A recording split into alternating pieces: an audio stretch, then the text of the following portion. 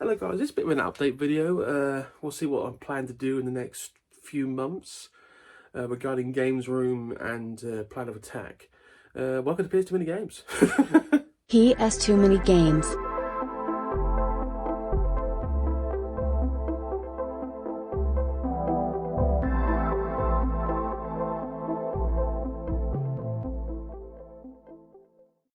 Hello guys, welcome to Ps2 Mini Games. This is somewhat of a low-key episode. I'm in a good mood. It's just no point of like shouting and hollering at you. It's only an update video.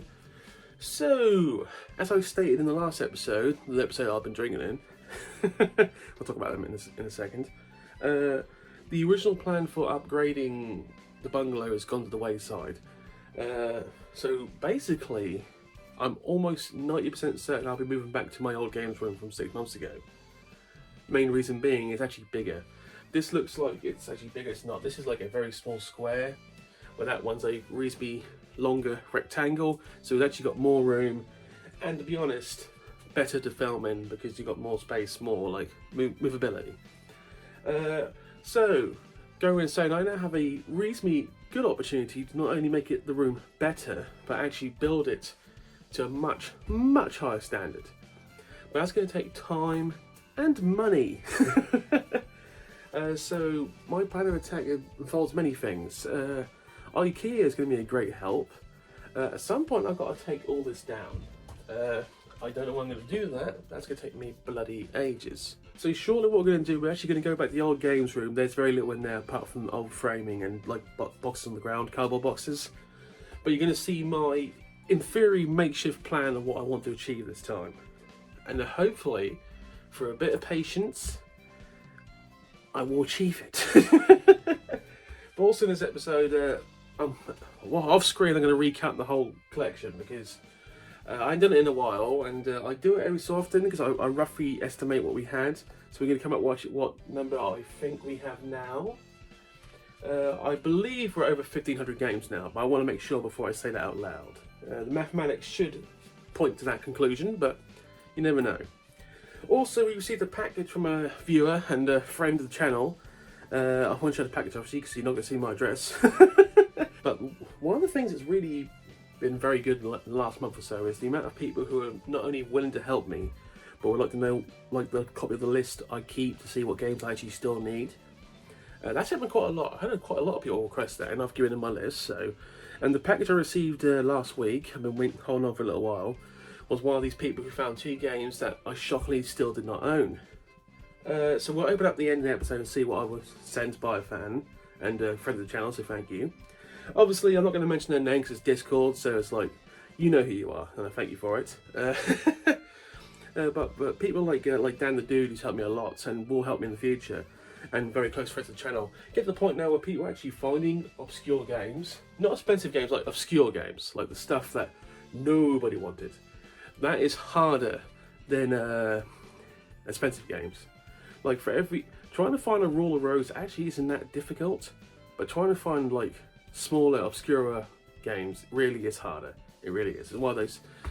When I started doing this, I kind of didn't take that into account. I thought finding the crap games would be easy. No, it's incredibly hard. And to be honest, it's proven significantly harder than I ever anticipated. But I will find them one by one. I will find them. So what we're going to do first, we're going to throw to me in the past, going through the other room and basically showing you what I plan to do and what hopefully will happen in the next 2 to 3 months. The key word being hope. Sometimes that's all we've got sometimes. Blind, crippling hope. So hello guys, so for many of you remember, this was the games where we used to be. I wonder if I get the light on. Yeah, there you go. So this used to be the games room I had to use for a while. The plan was this was going to be changed a lot. They were going to change the door end in there, so that's all gone the wayside at the moment. So basically, I'm going to probably 80% return to this room because it's just longer, it's just bigger, and it's just so much more easier to rotate in. I would show the ground right now, but the ground is essentially just covered in boxes and they're like random stuff because these some like leftovers I had no place for, like bits of wood. So. I will probably keep this framing unit because this is the best thing I've built. I will change some of the shelves. I will give it supports in the middle so it actually straightens up. You know what I mean? That's probably going to be staying, but the main plan for me is I close the door here so the echo is a little bit less. So obviously this is the door here, so in this corner I'm probably going to end up building another, like, not so much building, IKEAing myself a unit. I've always wanted a unit where I've literally got like console and controller. Or I want to have a unit where I've got all 4 colours of the PAL PS2, so obviously black, satin, blue and pink, with respect to controllers on stands kind of thing. That's what I've always wanted to do. And obviously I'll get some kind of signage there too, because I'm going to put peripherals on the top shelf. Probably get a floating shelf going across the top there. That's the idea, because I'm going to try and use every inch of this room this time, because yeah, I really want it to look good. I might even repaint it, because this colour's not the best colour in the world. It's from a previous owner of the property, so yeah. I've got to get a new window, by the way. That window is knackered. You see that window? Yeah, that was left by the previous owner, but windows are expensive. So anyway, that's backboards. I just got to throw those away. So obviously, main stand, that'll hold just short of 1,000. Bearing in mind, we're going to get 2,400, so at some point, this back wall will have 3 more stands. So actually, this room will at some point be able to hold every PS2, yeah, it really would.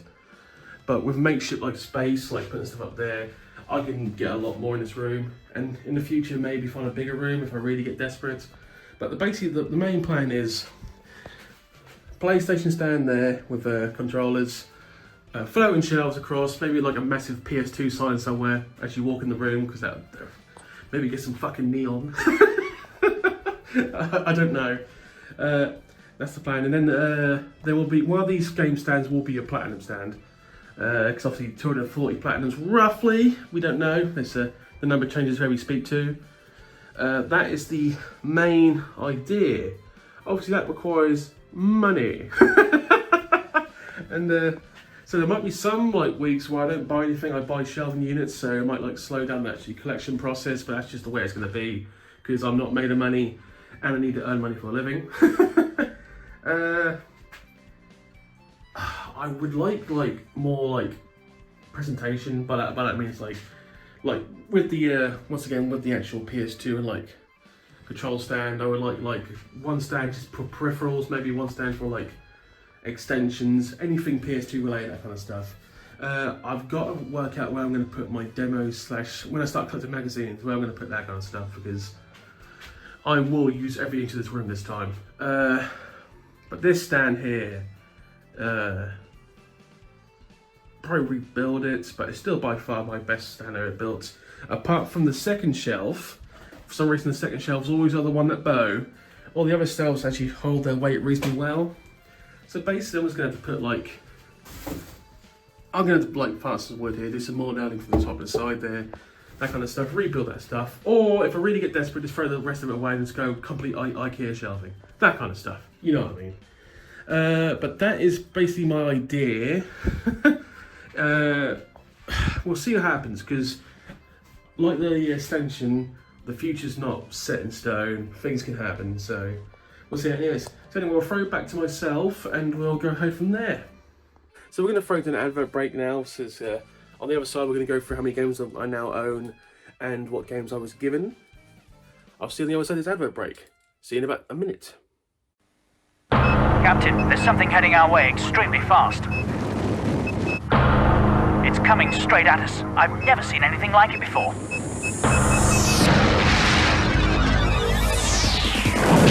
Action. Racing. Fun. Adventure. Nintendo 64, the fastest, most powerful games console on Earth, now at $99.99. And we're back. This is a very makeshift video, so there's going to be no like jokes. Well, not intended jokes. There's going to be not many ad-libbing for this one, because this is more of a serious episode. I don't do that many serious episodes. I do get serious in some episodes, but there's always some kind of comedy inflow. But this one is just a case of what I plan to do, because to be honest, and going to so many CEXs sounds like a good idea, but on a personal level, I'm getting sick and tired of speaking about CEXs. So yeah, I need to like back away from CX for a little while, because I'm getting tired. All the CX stores in the last month I went to, all were helpful, but after a while you just like, you get tired of it. You know what I mean? That sounds silly from a YouTube person creating videos. Please subscribe. So let's open this package up. This was sent by a fan. I believe this came all the way from the Cornwall, like Somerset region. This was... So basically, as you can imagine, I don't want to use my real name. Obviously, you know my name's Adam. First name's Adam. Simple as that. We know this. You're never going to find out my surname for obvious reasons. Simply put, when I get posts, I use pseudonyms. So I received this parcel, and this parcel came under the pseudonym of Patrick Stewart II. Ps2. I thought I said it kind of clever, to be honest. I didn't pick that name. This person picked that name, and very clever of you. So if I receive a parcel with Patrick Stewart II on it, I know it's going to be channel related. See, I would get like a PO box, but PO boxes are really expensive. They really are. Anyway, let's just open this parcel up here, and 2 games sent to me that I actually did need. Shockingly, I did need this. So, first one, unbelievably, I had this in Platinum, but not in normal version. Stuntman. I jest you not, Stuntman. I have not got the normal version. I had it from Platinum when my original collection in Platinum, and I didn't realise that until I actually did the list and realised I ain't got this yet. But I knew it wouldn't be hard to find, so I kind of just kept missing it. So, reasonably good game. This is fantastic, by the way. Thank you. So very happy to get that, because it's one of those like reasonably common games you just keep forgetting to pick up. So very happy to have that. Thank you very much for that one, man. The next one actually you did me a massive favour on. So you also sent me Sean Palmer's Pro Snowboarder. For some of you who remember, I actually got this like 2.5 months ago from a CEX. And before I check things off the list, I actually try them out. I do try these games, by the way. And consequently, this did not work. This did not work. I don't know if you can see that or not, but there is like a circular line going all around. I thought it might not work, but I tried it, did not work. Anyway, was I actually going to go back for £1? No. I couldn't be bothered to go back for £1. So I was going to pick it up in the future anyway, just on the side. I wasn't going to mention it, but I was like... But then obviously I left it on the list, and my friend from the Cornwall area did pick it up for me. So, once again, greatly appreciated. And, better disc, kinda. But I'm sure that... Hey, I don't mind how the disc looks, as long as it plays, actually loads up and plays, which I do test these. I'm happy. With the really cheap games like this, the disc, if it looks rough and plays, I don't care. Anything above a certain price, the disc is going to be immaculate, I'm telling you that right now. But anything below £2, I'm not really bothered about how bad the disc looks. Because even if it doesn't work, or I can always find a better version for something cheaper. But anyway, I genuinely appreciate these 2 games, my friend, thank you. Obviously I've thanked you in the Discord already, so that's 2 more off the list. So... Now comes the reasonably shocking part of this episode for me. I didn't know this was happening, so... in between doing all this, I actually did another count. This is the first count I've done for at least 2 months. I think I did one just before or just after the Oxford Game Market. I believe I did that. Anyway, my mathematics isn't entirely brilliant these days. It used to be better, but...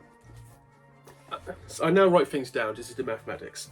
So, for instance, this is my little black book of writings. That's a previous count, by the way. So this is not the one. So previous count of 1, 4, 3, 7, long time ago. Anyway, we were close to 1,500 on the last count. We have bought a significant amount of games since then, and I did the actually wise decision of returning all my games I'm currently playing from my other room, where my PS2 is. Basically putting them all back and doing an account in one whole, rather than going, oh yeah, that's in that room, that's in that room. It might sound stupid, sometimes you forget to put games back. So it's like, oh actually the count should be this rather than this. Anyway, between a large amount of games I've bought in the last 2 months, because I've bought quite a few games, I've been very lucky. Between that and doing a proper thorough count this time, I thought we were just going to be over 1,500. I was grossly wrong. In fact, according to my mathematics, we are actually at 1603, which stuns me that I've somehow managed to miscount by about 50 from last time. Because I thought it would be over 1500. I thought it would be like, oh good lord, that's the sign falling down. Give me a second. I honestly thought we would be at something like 1530, 1540. Because I bought about 30 games on 2 weeks ago. There was about 10 or 15 games before that I hadn't worked it, and obviously I bought about 30 games from Oxford. So saying that out loud, yeah, I should have been realised it was going to be closer to 1600, but I didn't actually think we were actually past 1600. That's actually quite good. Actually, that's better than I thought. So in theory, going by one of the official numbers, and by that official I means what they said it was, supposedly the official number for Power PS2 is 2240. That's a complete lie. It's actually more like 2400-ish. And it all depends on what you include. If you include special editions, it's a little... If you include special editions, which I will include special editions. They're going to be really hard to find, by the way. Ask Retro Ghetto. They're hard, so that kind of thing. So, yeah, this is going to be fun. Because by this mathematics, that means we are now 2/3 of the way. Which is cool. It really is cool. 2/3 of the way there. So, if anyone was bothered, and anyone wants to break down that mathematics for me, because I've pretty much, I think I've nailed the mathematics. There's 5 seconds for it. You want to pause and do your own mathematics, you can. But I'm pretty sure my maths is actually correct this time. Unlike 2 episodes ago where it was just piss awful. Apparently, in this rack alone, is 1,030 games. And obviously you've got the side rack here, and the one behind you, there's a small rack behind you, holds T till Z. So, and to be honest, this count does not include the peripherals, because some of the games, like for instance DJ Hero, I haven't got like an actual copy of it. DJ Hero is actually in the peripheral, so you might, if you want to add that, it's 1604, that kind of stuff. But yeah, as you saw my plans, I plan to do a lot more. I really would like that like section where it's just like console and like controller stand, you know, like this for show and tell now. So anyway, that's my ambition for the future. This has been a very, very makeshift episode. Thank you for watching. Please comment, like, subscribe. Being at 600 games is fantastic. Thank you for following me on my adventure. Bearing in mind that last February when I started this, we were at 1100-ish, because more than half the collection did it before I actually tried YouTube. 500 games in a year and a half is actually impressive. It really is. Once again, thank you for sending me those games, my friend. Appreciate it, I really do. There are more games coming, because I'm currently in the middle of well, the deal's been done. I just got to pick them up pretty much. And then, you know, I've still got to show. I've included the games I've already bought in front of me, so I've still got like 4 CXs to go through. I might put 2 of them together because 2 of them weren't that brilliant, and I'm getting sick of talking my CX. I want to change it up a little. You know what I mean? Anyway, thank you for watching. Have a good day, guys. Bye.